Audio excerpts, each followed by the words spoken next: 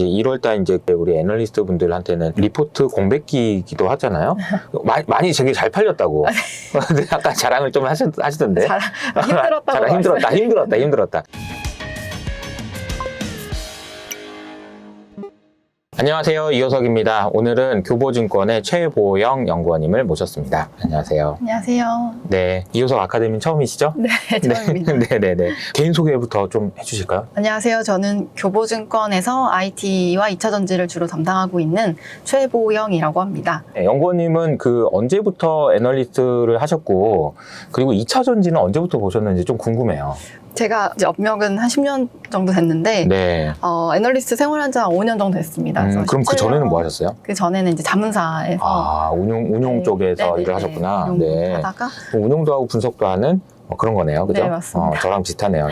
이게 이제 뭐 좋게 말하면은 둘 다 잘하는 사람이고, 나쁘게 말하면은 이도저도 아닌, 이럴 수 있는데, 어쨌든 운용도 경험이 있으시고, 애널리스트도 하시고, 그죠? 5년 정도 되셨어요? 네, 맞습니다. 네네. 그래서 그때부터 했을 때는 스몰캡들 위주로 많이 했었었는데, 2차 전지가 그때부터도 얘기가 좀 많이 있었어요. 그때도 처음에 막 랠리가 막 이어지고 1년 내내 2차 전지만 오르고 그랬던 시절이 있었는데, 그때부터 2차 전지를 공부해서 지금까지 계속 이어져 나가고 있습니다. 그게 몇 년도인가요, 그러면?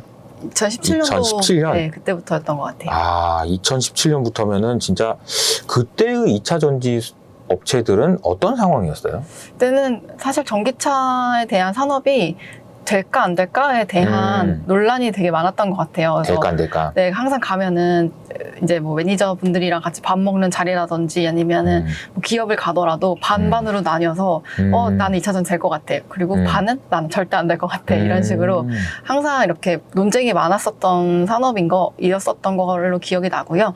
그리고 회사들도 가면은 실질적으로 이제 투자들이 너무 많이 진행이 되다 보니까 이제 자본 조달이라든지 이런 것들이 많이 일어났었는데 엄청 가난하고 돈 없고 네, 그런 회사들이 많았었죠. 네, 어려운 어려웠던 회사들이. 시절이어서 그때도 이제 너무 이제 자금 조달만 하고 실질적으로 주주들에게 돌아오는 이익이 적지 않을까 이런 우려들이 있었는데 20년 이때부터는 우려들이 굉장히 불식되고 전기차 사실 이제 거의 의심하지 않는 산업이 된 것 같습니다. 그러니까 이제 저도 이렇게 보면은 항상 시장에서 된다 안 된다. 지금도 이제 요즘에 가장 큰 논란은 리세션 온다 안 온다. 맨날 이렇게 계속 싸우다가 어느 한쪽이 확실히 우세되는 순간에 가격은 확 변하더라고요. 그러니까 이게 이렇게 된다 안 된다 돼 그러면 가고 안 돼 그러면 이렇게 가고 이런 게 있었는데 2차 전지는 어쨌든 그러면 그 시절부터 보면서 된다 안 된다 하다가 되는 과정에서 이렇게 되는 걸 다 보셨겠네요. 맞습니다. 그러면 네. 너무 재밌으셨겠어요. 이런 산업의 큰 변화나 해결문의 변화들이 내연기관차에서 전기차로 가는데 100년을 내연기관차에서 하다가 이제 전기차로 바뀌는 구간이라고 하더라고요. 그 변곡점에 제가 이제 애널리스트로 일하는 건데 이런 시점에 이렇게 산업이 커지는 것도 보고 기업들도 정말 작았던 기업들이 지금은 이제 코스닥 1위의 업체가 되고 그러니까. 이런 것들을 보면서 내가 더 이상 남은 이 업계 생활 동안 또 이런 산업의 변화를 또 볼 수 있을까? 이런 생각을 했습니다, 작년에. 그러니까 이제 이런 걸 또 볼 수 있을까 하면서 이제 재미있게 얘기를 하고 했는데 좋은 회사랑 그리고 좋은 주식은 좀 다르잖아요. 이런 부분에 대한 고민들이 여전히 있거든요. 연구원님 같은 경우는 올 초에 장비주만 특화해서 이제 보고서를 쓰셔가지고 제목도 되게 잘 지으신 것 같아. 의좋은 형제? 형이 가면 아우도 간다? 그래서 그 내용을 좀 오늘 좀 자세히 좀 말씀해 주시면 좋을 것 같은데요. 뭐부터 얘기를 해보면 좋을까요? 일단 2차 전지 산업 보고서를 냈었던 이유는 장비주에 대한 인식을 좀 바꾸고 싶었습니다. 아무래도 소재 업종이 가면서 장비 업종도 당연히 가야 되는데 항상 타이밍이 아니었고 또 이제 소재 대비해서 장비주가 이제 중요해지는 시점이 왔다라고 생각을 합니다. 그래서 뭐 2019년에 이제 많은 EGMP라든지 MEB 프로젝트들이 많이 있었는데 사실 이때 배터리 업체를 보면은 만들어진 셀을 가지고 자동차 OEM들에게 이제 세일즈를 해야 되는 그런 시점이었거든요. 그래서 우리 셀 굉장히 좋아요. 우리 거 출력거리 높고 뭐 이런 양극재를 쓰고요. 우리 거 써주세요라고 얘기를 해야 되는 그런 타이밍인데 이미 어느 정도 수주와 그리고 자동차 OEM과 배터리 업체들 간에 벤더 협약이 어느 정도 많이 진행이 된 상황입니다. 그러면은 지금부터 산업에서 볼 때는 이제 소재 업체에 대한 경쟁력을 토대로 수주를 받았고 이 수주를 토대로 이제 증설을 해야 되는 그런 시점이거든요. 그래서 지금부터는 배터리 업체들이 해야 되는 거는 막 쌓아놓은 수주들을 얼마나 규모의 경제를 일으켜서 얼마나 싸고 빠르고 납기 대응을 잘해서 잘 배터리를 만들어서 갖다 줘야 되는 그런 타이밍이기 때문에 장비 업체에 대한 관심도가 이제부터 중요해질 수 있는 시점이다라고 이제 보고 있습니다. 그러니까 뭐 소재가 주목을 받은 시점이 있었다면 장비가 이제 여러 가지로 주목을 받을 수 있는 그런 타이밍인 것 같다라는 생각인데, 질문을 반대로 드리면 그동안 소외됐던 이유는 뭐예요? 그러니까 이제 그동안 이제 뭐 상대적으로 네. 상대적인 거긴 하지만 상대적으로 소외받았던 이유는 아무래도 산업 구도로 봤을 때는 전반적으로 소재보다는 장비 업종에 대해서는 실적이 꾸준히 올라갈 수 없다라는 그런 인식들이 저변에 좀 깔려 있는 것 같습니다. 그래서 그러니까 뭐 공장 지으면 끝 아니야? 이런 거죠. 그렇죠. 그 수주 절벽이 일어날 수도 있고 계속적으로 장비 수주가 나올 수 있느냐라는 것에 대해서 이제 의심을 가지고서는 바라보시다 보니까 소재 업체들이 갈 때 장비 업체들은 상대적으로 좀 소외가 될 수밖에는 없다라는 것들은 기본적으로 깔고 가기는 합니다. 그리고 또 이전에 있었던 일들을 보면 소재 업체들이 실적이 굉장히 많이 성장했을 때에 장비 업체들의 실적은 그다지 좋지가 않았어요. 그 이유는 2017년부터 그 이제 회계 기준이 좀 변경이 되면서 그동안의 진행률로 잡히던 회계 기준이 인도 기준으로 잡히게 됩니다. 그래서 이제 처음에 수주를 받고 장비를 만들어서 이제 세팅이 되는 것까지 끝나야지만 이제 한 번에 실적이 잡히다 보니까 분기별 실적 등락이 굉장히 크게 나타났었던 것들이 좀 안 좋았었던 경우가 좀 있고요. 이게 회계 기준이 변경된 게 언제예요? 2017년도입니다. 2017년에. 그러니까 좀 과거에 좀 되긴 했는데, 진행률이라는 거는 매출이 일어날 때마다 그 비율로 해가지고 쭉 안정적으로 가는 걸로 봤는데, 인도는 이게 장비가 딱 들어가면 매출로 하니까 약간 계단식으로 가다 보니까 네, 맞습니다. 매출이든 뭐든 이 실적이 변동성이 갑자기 나왔다가 뭐야 안 나왔다 이렇게 된다라는 거죠. 근데 그거는 지나간 일인 거잖아. 네, 그리고 또 이제 코로나 때 이게 장비들이 사람이 직접 만들어야 되고 또 장비가 해외로 수출을 해야 되는데 최근에 선박 이슈도 있었고 또 출장 같은 경우에도 인력이 실제로 가서 세팅하는 인력이 출장 가기가 굉장히 어려운 시점이 이제 코로나로 인해서 몇 년간 어려움이 진행되다 보니까 엎친 데 덮친 격으로 실적이 계속 부진했었던 이슈가 가장 이제 소재업체의 주가를 차별화하는 요소였다고 판단을 하고 있습니다. 네, 저는 이제 궁금한 게, 결과적으로는 중요한 게 전기차와 관련된 밸류체인에 굉장히 많은 회사들이 있잖아요. 맨 앞단에서 뭐 테슬라처럼 전기차를 만들어 파는 회사도 있고, 배터리를 만드는 회사도 있고, 배터리를 만들기 위해 들어가는 소재를 만들어야 되는 회사도 있고, 뭐 이런 장비들을 만드는 회사들도 있고, 이런 플레이어들 중에서 협상력이라는 측면을 봤을 때, 야, 좀 해줘, 잘해줘, 이렇게 얘기할 수 있는 그런 내가 어디가 제일 세고, 이것도 이제 다이나믹스가 계속 있을 것 같긴 하거든요. 바뀌고. 장비 업체는 그 와중에 어떤 위치에 있다고 봐야 돼요? 그 이제 협상력이라고 할 때는 사실 전기차를 만들면 있어서 배터리가 쇼티지잖아요. 지금 내연기관에서는 거의 이제 2030년에는 대부분의 내연기관을 전기차로 전환을 하려고 하는 과정이다 보니까 배터리 수급 이제 공급 부족이 일어나는 그런 시점이어서 그 자동차 OEM과 배터리 간의 관계를 봤을 때는 이제 배터리 회사가 갑의 위치에 있다. 배터리 회사가 갑의 위치에 있다. 그래서 이제 최근에 한 일례로는 뭐 소재 가격 변동도 굉장히 심하긴 한데 또 소재나 배터리 업체들은 실적은 소재 가격이랑 무관하다라는 얘기들을 지속적으로 하고 있는 것들이 이 소재 가격 인상을 자동차 OEM에서 다 보존을 해주는 상황입니다. 그래서 이런 것들만 보더라도 그 자동차 OEM과 배터리 관계에 있어서는 배터리가 갑이다. 굉장히 쇼티지가 심하다라고 보고 있고 또 배터리와 소재 업체의 관계에 있어서는 배터리도 만들려고 하는데 소재 조달이 또 용이하지 않거든요. 아무래도 산업이 시작되는 단계이고 공급은 굉장히 늘어나야 되는 상황이다 보니까 이 조달을 할 때는 이제 배터리와 소재 업체에 있어서는 소재가 그동안 갑이었다. 이렇게 좀 보시면 될 것 같습니다. 이 갑이라는 표현이 참 이게 딱 와닿는 건데, 진짜 갑질을 한다라고 하잖아요, 보통. 해보든가 말든가. 이렇게 했을 때가 사실 여유 있게 돈도 많이 벌 수 있는 그런 포지셔닝이라면, 우리 거 좀 가져가 주세요 라고 하는 거는 이미 이제 거기서 이제 딸리는 거니까, 이제 그 부분이 있으니까. 구조는 그렇게 돼 있었다라는 얘기고, 장비주 얘기 좀 더 해볼까요? 여기서 좀 말씀을 드리자면 아까 그 제조 공정에 대해서 기본적으로 조금 말씀을 드리고 싶은데요. 2차 전지 생산 업무 공정을 봤을 때는 이렇게 수주에서 최종 검수까지 12가지 정도의 단계로 이루어지고 있다라고 보시면 될 것 같습니다. 이게 되게 많네요. 수주부터. 네, 이게 레고를 조립하는 거랑 좀 비슷한데요. 레고 조립? 네, 큰 공터가 있으면 저희가 레고를 할 때 부품들을 이렇게 딱 펼쳐놓고서는 설계 도면을 보듯이 장비들도 각각 부품을 이제 조달을 해서 큰 설계 도면을 보고 장비를 조립하는 형태로 진행이 된다라고 보시면 될 것 같습니다. 네네. 네, 그래서 이 아까 말씀드렸던 장비들의 실적이 안 좋았던 거는 요 11번 단계에서 현지 설치 및 시운전이 아무래도 해운 문제라든지 출장 인력들이 좀 딜레이가 되다 보니까 최종 공수가 굉장히 미뤄져서 실적이 좀 부진했었다라고 보고 있습니다. 게다가 아까 말씀하신 대로 진행률이 아니라 인도 기준이니까 네네, 맞습니다. 더 심했겠네요. 네. 네, 근데 이제 장비업체들이 이제 좋아지는 수주가 도래할 수 있는 그런 시점도 됐고, 실질적으로 펀더멘탈들도 개선이 되고 있는 것들을 좀 확인을 할 수가 있었거든요. 그래서 예전에 보면은 안 좋은 시절에는 사실 투자를 많이 안 하는데, 장비업체 같은 경우에는 자산 취득도 계속 일어나고 있어서 실제로 캐파 증설을 계속 진행을 하고 있었습니다. 또 인력 같은 경우에도 이제 코로나 시절에도 불구하고 계속적으로 인력을 충원을 했기 때문에 안 좋은 그런 시절을 조금 이렇게 투자로 좀 방어를 하고 있었다라고 보고 있고, 저게 투자를 했다라는 거는 기업들 입장에서도 자신 없으면 못 하는 건데 맞습니다. 뭔가 믿는 구석이 있으니까 네. 저렇게 했지 않겠냐 이런 거죠. 네, 전반적으로 다 이제 투자와 인력 증가가 이뤄지고 있는 것들이 좀 특징적으로 보여지고 있고요.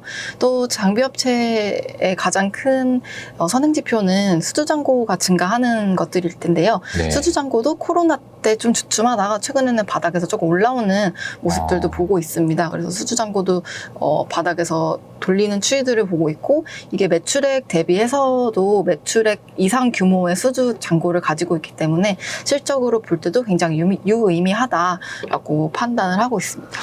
그럼 보통 매출액하고 수주 잔고를 비교했을 때 어느 정도 수준이면 적당하다 혹은 괜찮다 이렇게 볼 수 있어요? 보통 이제 있어요? 매출이 꾸준히 나오면서 성장을 해야 되니까 매출 대비 한 100% 이상, 20, 30% 정도 나면은 그런 매출 규모를 꾸준히 이어나갈 수 있다라고 최소 보고. 100%는 이상은 되면 네, 맞습니다. 내가 지금 하는 것보다 더 계속 늘어날 거다라는 네네네. 거죠.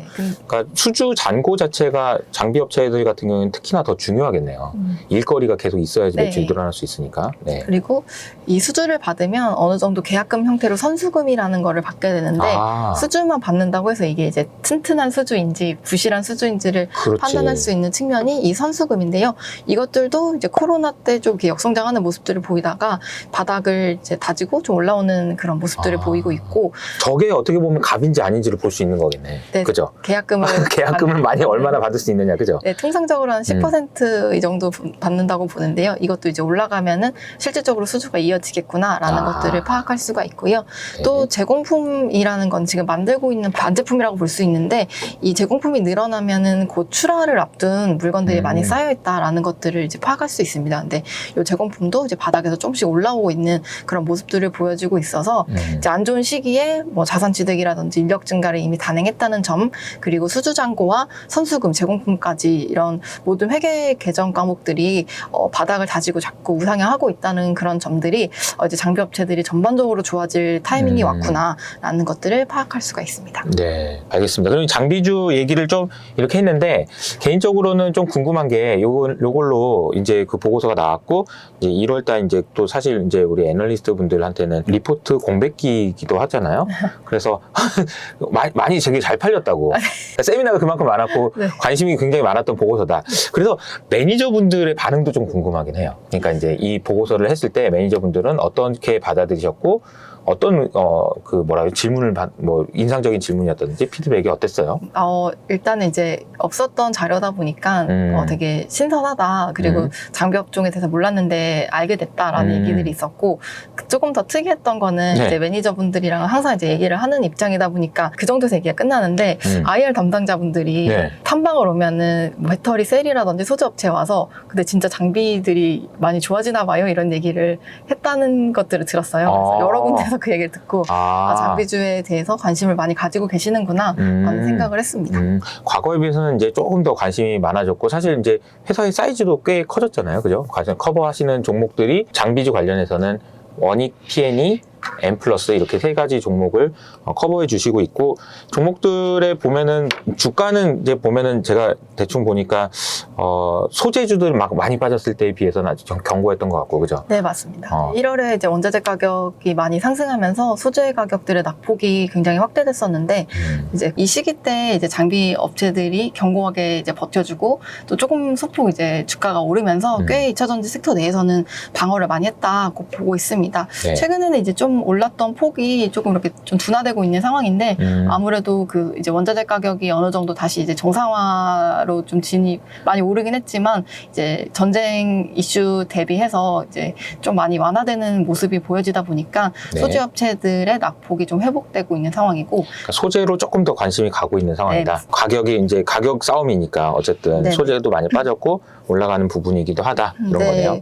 그래서 조금 이제 약간 쉬는 거 아니야 뭐 이런 얘기도 좀 있긴 한데, 지속적으로 말씀드린 대로 이제 사이클이 시작되는 그런 상황이기 때문에 올해를 기점으로 한 3년 정도는 계속적으로 장비업체의 수주 잔고도 늘어나고, 또 그동안 코로나로 딜레이 됐던 실적들도 네. 뭐 올해 하반기부터는 조금 이제 반영이 될 수 있다라고 이제 판단을 하고 있습니다.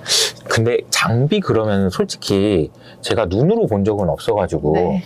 어떤 장비가 있어요? 제조공정 도식화를 좀 보시면 좋을 것 같은데요. 네. 사실 장비를 보면은 되게 큰, 뭐라고 하지? 그냥 큰 기계라고 이렇게 보여지고, 이제 엔지니어가 아닌 사람들이 볼 때는 육안으로 일일이 이 장비가 이런 특색을 갖고 있구나라고 파악하기는 굉장히 좀 난해하게 보이는 장비입니다. 그래서 도식화를 좀 보시면 좋을 것 같고, 2차 전지 제조 공정은 크게 세 가지로 분류가 됩니다. 전극 공정, 조립 공정, 화성 공정으로 분류가 되는데, 그냥 생각하시는 것대로 어렵지 않게 생각하시면 될 것 같아요. 네. 그래서 이제 배터리를 만들려면 거기 위에 발려지는 양극재라든지 음극재들이 필요한데, 이거를 처음에 이제 믹싱을 합니다. 양극재에도 여러 가지 물질들이 들어가기 때문에 이런 걸 잘 섞어서 알루미늄 박이라든지 동박 위에다가 그런 슬러리들을 좀 바르게 되는 것들이 이제 코팅 장비라고 하고, 그리고 이 양극재와 음극재를 처음에 바르면 아무래도 좀 두께가 두껍기 때문에 이걸 이렇게 눌러서 좀 얇게 만들어줘야 되는 것들이 있는데, 이게 이제 프레싱이라고 하는 건데요. 이렇게 도식화로 볼 때는 좀 이해가 쉽지만, 네. 이러한 장비들이 장비로 볼 때는 이렇게 좀 난해하게 표현이 되고 있기 때문에, 네. 그러니까 이제 뭔지 모르겠지만 양극재를 만들고 이제 소재를 만들기 위해서 필요한 것들인가 보네요. 네, 맞습니다. 여기서 이제 다 롤툴을 기반으로 해서 집에서 쓰시는 이제 알루미늄 호일을 이렇게 잘 말랐다가 이거를 풀어주면서 위에다가 슬러리들을 도포하고 다시 또 다른 쪽으로 말고, 말리면서 뭐 눌러지기도 하고, 이런 것들이 이 장비 안에서 다 한꺼번에 이루어진다라고 보시면 될 것 같습니다. 그래서 굉장히 크고 굉장히 커요. 얼마나 직접 많이 보셨을 거 아니에요? 가서 보셨어요? 직접 또 봤는데 뭐 한 2m, 3m 이렇게 되고, 또 길이도 굉장히 깁니다. 그래요? 네. 배터리 만드는 건 한 번도 못 봤어요. 저는 그 철 만드는 거는 봤거든요. 용광로에서 나와가지고 제가 이제 포항에서 학교를 다녀가지고 거기 가서 보면은 포항제철에 쇳물이 이렇게 쫙 나오면은 쫙 이렇게 가고 막 이런 거 있잖아요. 그거 엄청나요. 가서 보면은 막 뜨거웠고 막 덥고 막 겨울에 가도 막 덥고. 제가 아직도 기억나는 게 그때 그 포스코에서 있었던 어떤 아저씨가 저를 보더니, 야 저기 그 용광 저거 색깔이 좀 이상한데, 그러면 진짜 문제가 있고 막, 그래서 다시 해, 그러면 다시 하고 그런 일도 있었대요. 그러니까 그때는 QC를, 그러니까 퀄리티 컨트롤을 그런 사람들이 이렇게 보고 하기도 하고 그랬었나 봐. 그런 식으로 이렇게 쭉 가면서 이제 배터리를 만들기 위한 양극재를 만들기 위해서 이렇게 쭉 가는 그런 과정들이 있다는 거죠. 네, 맞습니다. 그런 장비들을 이제 해야 되고, 그러면 소재 업체들 입장에서도 이제는 필요하다 라는 식으로 되면, 장비는 누가 수주를 해주는 거예요? 장비는 배터리 회사가 수주를 주로 해줍니다. 그러니까 배터리 회사 입장에서 배터리 회사가 장비를 수주받고 양극재든 음극재든 소재 받아가지고, 자 여기다 넣어서 넣으면 이게 찍 해가지고 나오는 그런 장비가 다 떨어졌다, 하나 더 시켜라, 이런 거죠? 그쵸. 처음에 이제 만들 때 빈 공간에다가 이제 공정을 짜서 거기에 맞는 장비들을 넣게 되는 거고, 이제 장비 또 더 넣어라라고 주문이 나오는 경우는 이제 두 가지인데, 실제로 추가적으로 증설을 하거나 아니면 기존에 있던 장비들이 뭐 AS를 하는 경우도 있고, 또 기술 개발이 장비 노후보다 더 빨리 일어난다고 합니다. 그래서 장비의 그런 이제 스펙을 좀 올리는 과정에서도 추가적인 수주들이 계속적으로 일어난다라고 볼 수 있습니다. 그래서 기술 개발이 그 노후화보다 더 빨리 된다는 건 되게 특이한 현상이네요. 네, 이게 이게 저도 오랫동안 2차 전지를 봤다고 했는데 사실 뭐 5년 전까지만 하더라도 장비에 대해서 기술력이 그렇게 필요하다는 얘기는 그러니까 별로 없었어요. 그냥 하면 되는 거 아닌가? 네네. 요즘에 그런데? 네, 그래서 일본 장비를 많이 쓰고 또 장비는 난이도가 낮아라고 얘기를 했는데 최근에는 이런 인식들이 실제로 산업계에서 많이 바뀌고 있는 것들이 느껴집니다. 그래서 그래요. 말씀드린 것처럼 기술 개발이 훨씬 더 빠르게 일어나고 있고 또 일본이나 이제 다른 국가에서 대체하지 못하는 그런 수준의 기술력들을 국내 업체에서 많이 이제 대응을 잘 해주고 있는 상황이기 때문에 업체들의 그런 좀 기술력도 많이 올라오고 있다라고 보고 있습니다. 그렇군요. 네. 그게 사실 이제 그런 게 있어야 비싸게 팔아먹을 수가 있잖아요. 그리고 또 바꾸세요. 이거 지금 훨씬 더 좋은 거 나왔어요. 바꾸세요. 해야지 바꾸지.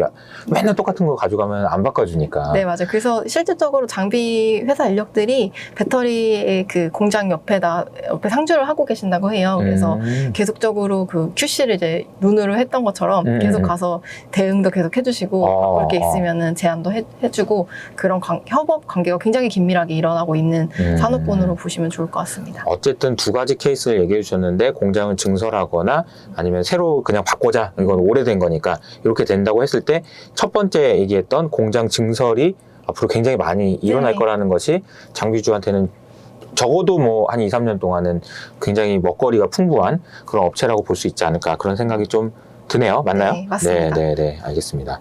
자, 그러면은 이제 최근에 2차 전지를 오랫동안 보시고 관련된 이야기를 좀 해주셨으니까 최근 이슈를 조금 이제 좀 궁금해요. 최근에는 이제 이런 일들이 있었고 올해 이제 이런 일들이 있었다. 여기까지는 오케이고 그리고 장비주에는 설명도 오케이인데 그러면 요즘에 제일 이슈가 되는 거는 제가 뭐 대충 들어보면은 차량용 반도체 때문에 전기차를 못 만들었어요. 이게 이슈인 것 같더라고요. 요즘에 좀 어때요, 분위기는? 네, 아무래도 그게 가장 출하를 좀 많이 못하고 있는 가장 큰 원인으로 좀 지목이 되고 있습니다. 그래서 뭐 미국 자동차 OEM들 위주로 좀 출하가 작년 하반기부터 좀 부진했던 그런 상황이고 사실은 약간 이제 하이엔드에 있어서는 그런 부품이 좀 부족하더라도 조금 할당을 전기차라든지 이런 쪽으로 좀 많이 배정을 해주기 때문에 내연기관 자체의 축소는 일어나지만 전기차 시장의 전반적인 성장은 크게 무리는 없다라고 봤던 게 작년 말까지 지배적인 이슈였었는데 최근에는 이제 이 쇼티지가 워낙 좀 심하다 보니까 이게 이제 내연기관에서 전기차까지도 좀 문제가 있을 수 있다라고 보는 상황이고 안 좋은 상황은 맞는 것 같습니다. 근데 지금 뭐 유럽에서도 계속 월별로 전기차 판매량이 나오고 있는데 네네. 사실 둔화되는 모습들은 크게 감지가 되지는 않고 있어요. 유럽 전기차 판매량은 괜찮아요, 지금? 네, 계속? 유럽 전기차 판매량 계속 좋게 나타나고 있고 이제 수요는 괜찮지만 이런 이제 반도체 공급 부족으로 인해서 조금 둔화가 있을 수 있다고는 보고 있지만 최근에 그런 이슈 때문에 조금 많이 알아본 바로는 하반기에서 전기차 생산량이 좀 둔화되지 않을까라는 얘기들이 좀 있기는 한데 아직 그 이제 작년 연말에 세웠던 1년 계획이 자동차 OEM에서도 굉장히 심도 있게 반도체 쇼티지라든지 이런 거를 감안해서 세운 과정인데 하반기부터는 이제 신차 출시도 있는 상황이고 또 물량 자체도 하반기 좀 늘어날 수 있다라고 대부분 보고 있기 때문에 차량용 반도체 부족 이슈에도 불구하고 하반기에 차전지 생산량은 좀 더 늘어날 수 있다라고 좀 판단을 하고 있습니다. 이게 차량용 반도체 이슈가 사실 이렇게까지 오래 갈지는 몰랐는데, 그죠? 네, 뭐 한 올해 3분기 정도에는 이런 불균형이 좀 해소가 되지 않을까라고 얘기를 했는데 올해 3분기? 네, 작년 연말 기준으로. 근데 최근에는 부품 장기화에 좀 더 힘이 실려서 내년 초까지도 갈 수 있다 이렇게 좀 보는 시선이 지배적인 것 같습니다. 차량용 반도체가 저는 사실은 처음에 이야기 나왔을 때 에이 금방 해결되겠지 그랬거든요. 근데 그 처음에 이야기 나왔을 때가 제 기억에 언제지? 2020년 말 이쯤이었던 거 아닌가? 2020년. 그러니까 지금 벌써 1년이 넘었는데 1년은 더 길러야 된다는 얘기예요. 네, 맞습니다. 원활하게 이렇게 수급이 되기가 참 좀 만들어주면 안 됩니까? 차량용 반도체? 그러니까 지금 돈이 안 될 것 같으니까 안 하고 싶으니까 그런 거잖아요. 그죠? 그러니까 반도체 만드는 분들 입장에서도 차량용 반도체를 뭐 하러 만드냐? 이런 분위기니까 계속 이게 확인이 안 되고 있는데 어쨌든 그렇다. 네. 그리고 또 하나는 이게 이제 Q와 관련된 이야기라면은 코스트와 관련돼서는 니켈 가격을 포함해서 원자재 가격이 너무 많이 올라가서 그 부분에 대한 우려도 굉장히 컸던 것 같아요. 그게 이제 주가에 반영되면서 연초부터 주가 흐름을 이렇게 이끌었던 것 같은데 이 부분은 좀 어떻게 봐야 될까요? 지금부터 계속적으로 면밀하게 체크해야 될 게 원자재 가격 추이가 가장 2차전지 센티에 영향을 크게 미칠 수 있다라고 보고 있습니다. 그래서 사실 올라도 문제고 떨어져도 문제인 것 같아요. 지금처럼 최근에 있었던 이슈처럼 이제 가격이 계속 오른다고 하면 아무래도 전기차 가격 상승으로 인한 이제 수요 부진에 대한 우려감이 계속적으로 짙어질 수밖에 없는 상황인데 또 이게 만약에 급감을 가격 자체가 만약에 떨어진다고 하면 또 배터리 가격이 계속 이제 원자재 가격이 전가되는 구조인데 이게 전가가 되면서 또 낮은 가격도 전가가 되거든요. 그러면은 매출 볼륨 자체가 꺼지면서 실적이 좀 이제 줄어드는 현상이 좀 일어나기 때문에 떨어지는 것도 안 좋습니다. 그래서 지금 수준을 잘 이렇게 좀 버텨주면서 조금 안정적으로 가격들이 흘러가야 되는데 지금 뭐 어느 정도 그런 급등세는 좀 완화되긴 했지만 만약에 뭐 수요도나 뭐 금리 인상을 통해서 인플레이션과 초과 수요를 잡는다고 해서 원자재 가격이 만약에 내려가는 상황이 된다. 네. 그래도 2차전지 굉장히 안 좋은 현상이 일어날 수 있다라고 보고 있습니다. 올라도 안 좋고 빠져도 안 좋다. 네, 그냥 완만한 성장? 근데 니켈 가격이 지금 궤도를 보면은 거의 뭐 어마어마하게 오르지 않았어요? 네, 맞습니다. 어마어마하게 올랐다가 이제 좀 진정되고 있는 것 같긴 한데 저는 거꾸로 가격이 중요한 게 아니라 이거를 공급을 받을 수 있느냐도 되게 중요할 것 같거든요. 그러니까 다시 말하면은 이 원자재라는 것을 장기적으로 놓고 봤을 때 확보를 얼마나 할 수 있느냐, 업체마다 그런 역량이 더 부각되지 않을까. 네, 확보하는 게 중요한 이슈이긴 합니다. 근데 그 이제 니켈 가격이 굉장히 많이 올랐을 때 원자재 업체에서도 새로운 강산을 찾거나 아니면은 그 생산성이 안 나와서 채굴을 안 하고 있는 광산들도 꽤 있는 걸로 알고 있거든요. 그래서 그런 것들도 가격이 오르면서 수지 타산이 좀 맞아지는 것들은 다시 이제 채굴을 시작하는 경우라든지 아니면 인프라를 깔아서 그 광산을 조금 더 이제 매장량을 좀 확보할 수 있는 그런 움직임들도 있어서 뭐 가격이 계속적으로 올라가게끔 놔두지도 않고 또 그 자원 소싱도 좀 다변화해서 하려는 움직임들이 계속적으로 일어나고 있다라고 보시면 됩니다.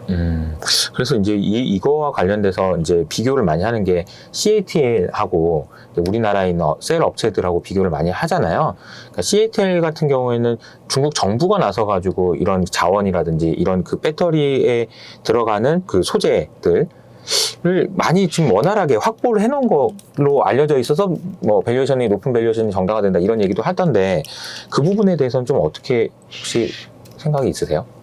네, 그 부분에 있어서는 CATL이 확실히 강점이 있는 거는 어쩔 수 없는 부분이라고 생각합니다. 아무래도 자원 부국이기도 하고 그러니까요. 저희는 이제 소싱을 해야 되는 것들도 있어서 이제 그런 측면에서 본다면 사실 조금 어려운 측면이 있긴 한데 국내 배터리 업체에서도 그 이제 SCM을 강화하고 이제 공급적인 측면에서 안정적인 공급을 가져오려고 이제 저희 나라에선 없지만 다른 국가에 있는 회사들과 굉장히 긴밀하게 협약을 진행을 하고 있기 때문에 이러한 위협은 계속적으로 이제 방어를 해 나가고 있다라고 보시면 좋을 것 같습니다. 그러니까 이제 자꾸 이번에 러시아 사태도 보면은 걔네들이 그거 가지고 있는 거 그거 막 무기화하는 거잖아요. 야, 나 안 준다 막 이러면서 그러잖아요. 얘 루블하러 가져가 막 이런 식으로. 그러니까 이게 과거에는 없던 현상이어가지고 앞으로도 계속 이럴래나 이런 생각도 좀 들고 게다가 이제 더 중요한 거는 이제 배터리는 너무 중요하니까 이거 가지고 또 얘네들 좀 뭐라고 무기화 삼아가지고 막 괴롭히면 어떠나 이런 생각도 좀 들긴 하더라고요. 네, 무기화 하려는 움직임 굉장히 있고 최근에 이제 바이든 정부에서도 배터리 광물에 대해서 어떻게 확보할 수 있는지 알아봐라 뭐 이런 얘기도 했던 거 보면은 무기화 약간 좀 냉전 구도로 간다고 얘기를 하더라고요. 신냉전으로 간다고 하면? 네, 신냉전으로 간다고 하면 그런 이슈는 이제 충분히 일어날 수 있긴 하지만 어쨌든 미국의 정부에 화답했던 이제 K 배터리 업체들은 조금 그런 정치적인 수혜도 물론 위협도 있지만 수혜도 있을 수 있다 이렇게 보고 있습니다. 수혜가 어떤 측면에서 예를 이제 들면 정부에서 더 힘을 써서 이제 그 여기서 말하는 정부는 미국 정부가 그러니까 쉽게 말하면은 야 미국이 불렀는데 어떻게든 해주겠지 이런 것도 좀 있네요. 네네. 그래도 좀 하고 있습니다. 합리적인 추정인 것 같습니다. 미국 입장에서도 진짜 너무 중요하니까 전기차로 안 갈 수는 없는데 자국 내에서 배터리 생산하고 이거 너무 중요한데 야 이게 그럼 이거 어떻게든 해봐라 이게 이제 바이든이 생각이고 그런 것을 생각한다면 너무 걱정하지는 않아도 되는 거 아니냐 그런 얘기가 되겠네요. 또 하나는 제가 이제 질문 드린 게 고객사에 따라서 영향이 좀 차별화가 좀 있는 것 같아요. 특히나 1분기 때 출하량이나 이런 걸 봤을 때 테슬라냐 테슬라가 아니냐 중국이냐 중국이 아니냐에 따라서 업체별로 실적이나 이런 것들이 좀 차이가 날 것 같다. 이런 얘기들도 좀 있는 것 같더라고요.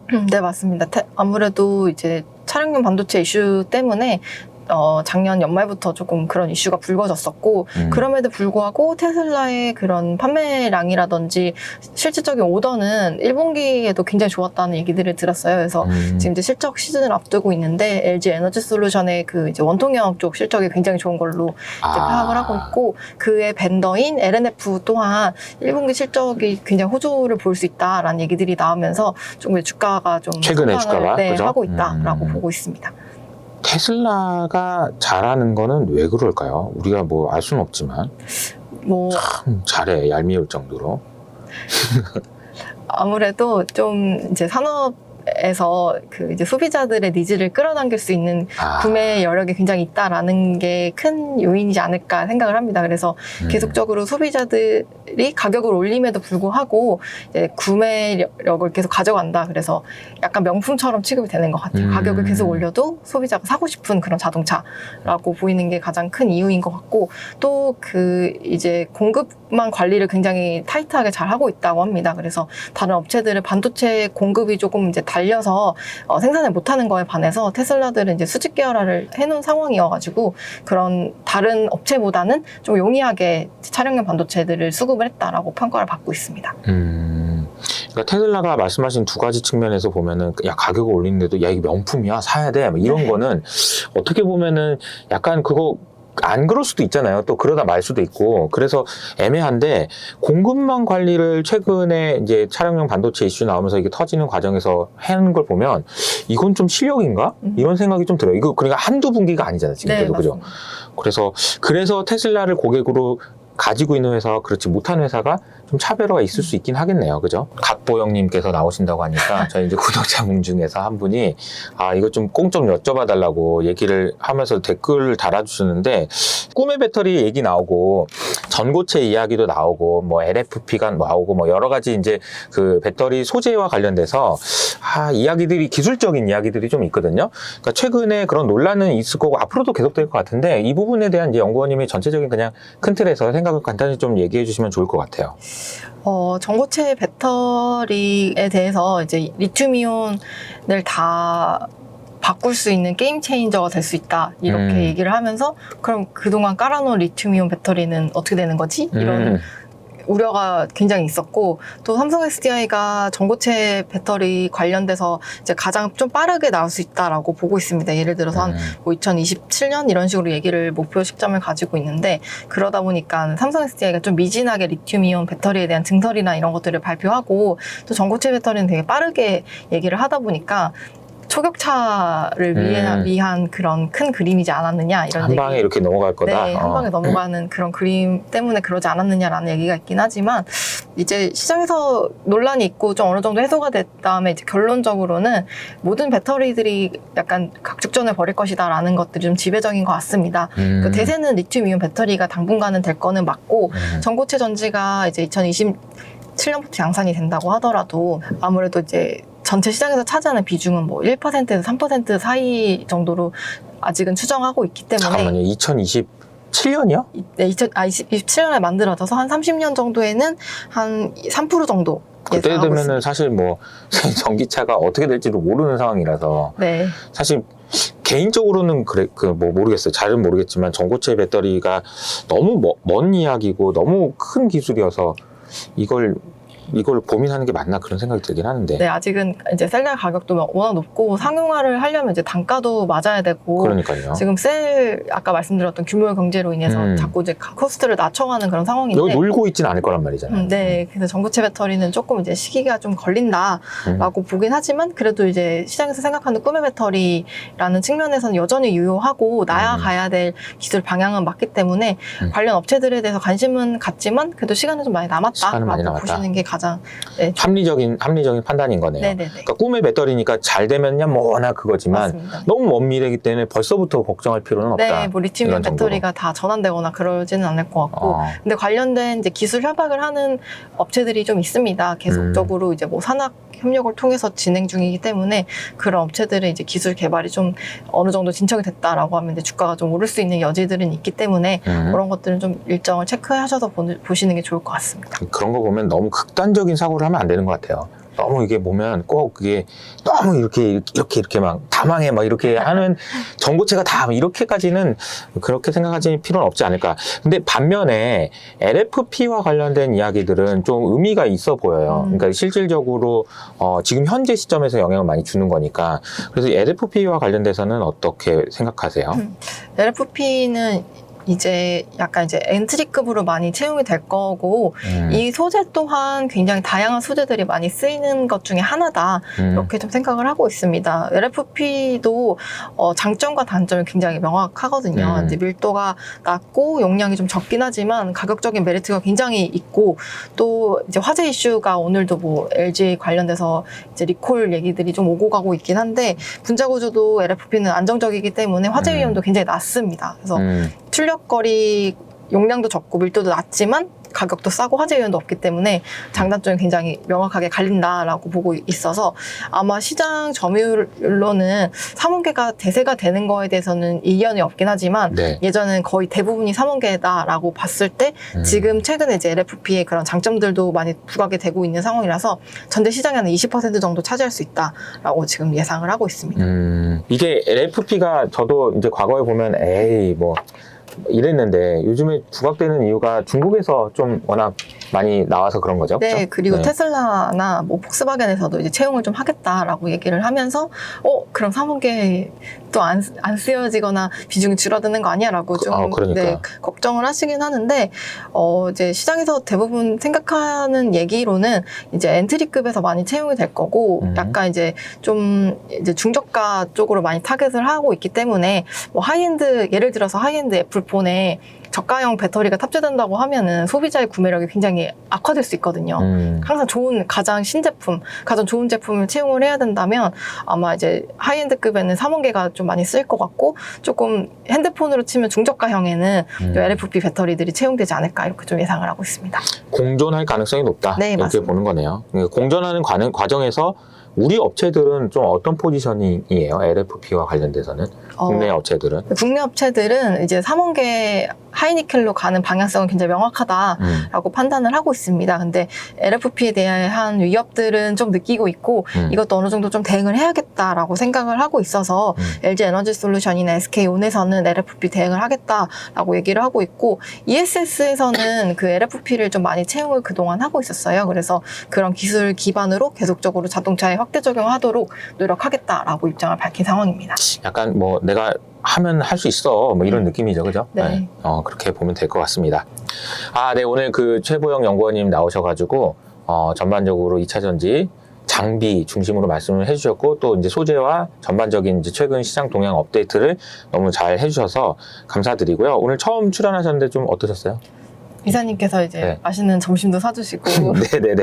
좋은 얘기 말씀도 많이 해주셔가지고 네네. 조금 아이스 브레이킹이 좀 된 것 같고 아이스 브레이킹 좀 완전 네. 제가 아까 막 하면서 설명 신선하긴 했죠. 네, 굉장히 신선한 네네네. 또 잘 지금 들었고 제가 잘 꼬시고 있습니다. 뭔가 새로운 세상이 열려요. 막 이러면서 제가 이야기를 좀 했더니, 그래요? 약간 좀 귀가 좀 네. 얇으신 편인 것 같긴 한데, 어쨌든.